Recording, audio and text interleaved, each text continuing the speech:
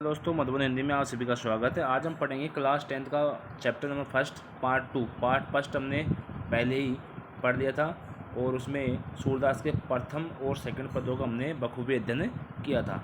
आज है सूरदास के पद का तीसरा और चौथा, जो कक्षा 10 का चैप्टर फर्स्ट के चारों पद्यांश आज पूरे हो जाएंगे।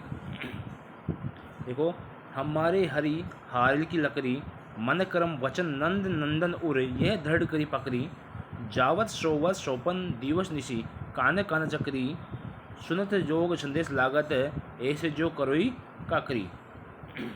अब देखिए दोस्तों, इसमें जो गोपियां हैं वो कृष्ण के प्रति अपने दृढ़ प्रेम का वर्णन करती हुई कहती है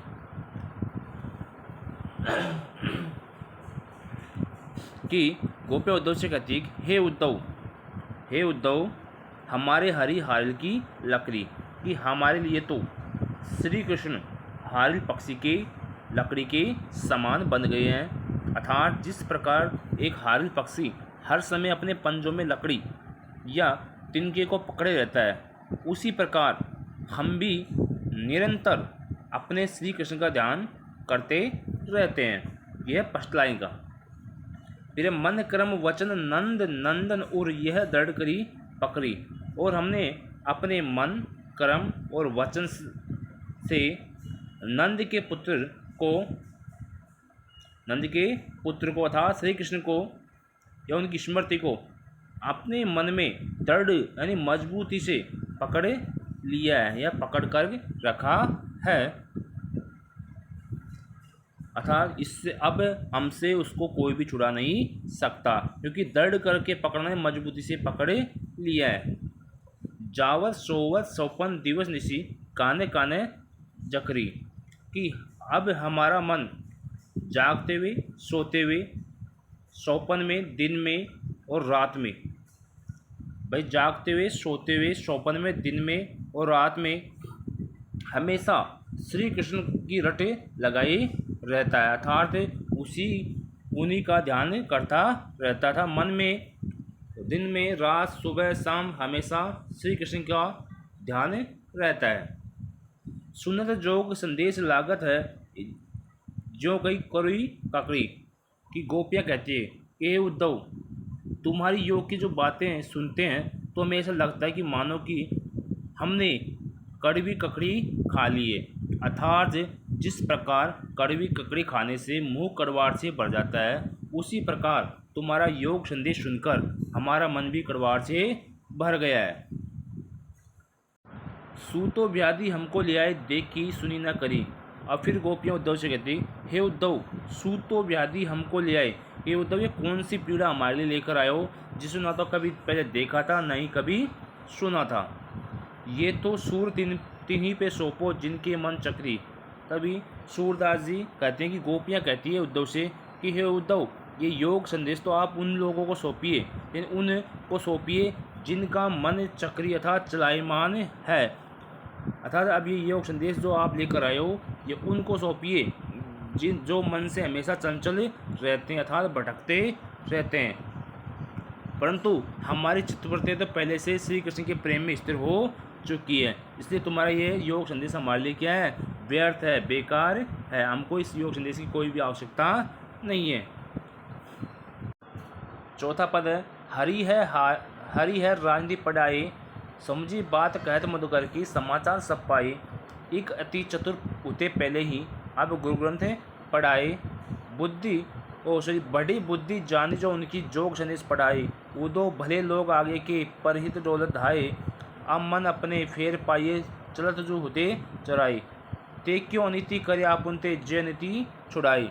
तो अभी इसमें गोपियाँ श्री कृष्ण द्वारा भेजे गए योग संदेश को लेकर उद्धव से व्यंग करी है।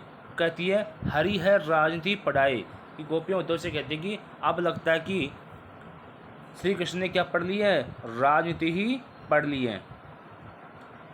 समझी बात कहत मत गए समाचार सब पाए, कि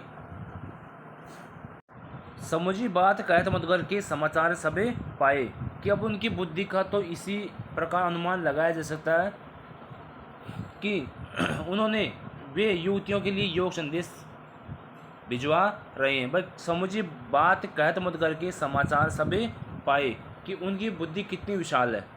इसका अनुमान तो इसी बात से हमको मिल रहा है कि उन्होंने हमारे लिए क्या भेज दिया है, योग संदेश भेज दिया है। अर्थात यह प्रमाणित हो गया है कि वे बुद्धिमान न होकर क्या हो गए हैं, मूर्ख हो गए हैं। भाई उन्होंने हमारे लिए क्या भेजा है, योग संदेश भेजा है। एक अति चतुर पहले थे, आप गुरु ग्रंथ पढ़ाई कि एक तो वो पहले क्या थे, चतुर थे, और अब उन्होंने क्या पढ़ लिया है, उनके गुरु ने राजनीति और पढ़ा दी है। वो दो भले लोग आगे के परहित डोलत धाए। अब गोपियाँ उद्धव से कह रही है कि हे उद्धव, पहले के लोग कितने भले थे जो हमेशा दूसरों के हित के लिए काम किया करते थे या दूसरों की भलाई के लिए इधर उधर घुमा करते थे। आज का सज्जन पुरुष कौन है, उद्धव जी आप हो, जो दूसरों को दुख देने और सताने में या सताने के लिए आप यहाँ तक दौड़े चले आए। अब अपने मन फेर पाइए, चलत जो होते चुराए। कि हम तो केवल इतना ही चाहते हैं कि हमारे जो श्री कृष्ण हमारे मन को जो चुरा कर ले गए थे, चल जो होते चुराए फेर पाइए, कि जो श्री कृष्ण हमारे मन को चुरा कर लेके गए थे, अब उनसे हमारा मन वापस दिला दीजिए। कि हे उद्धव जी, अब हम तो बस यही चाहते हैं कि जो हमारा मन को श्री कृष्ण लेके गए थे चुरा कर, उस मन को हमको वापस दिला दीजिए। ते क्यों अनिति करे आपुन जे अनिति छुड़ाए।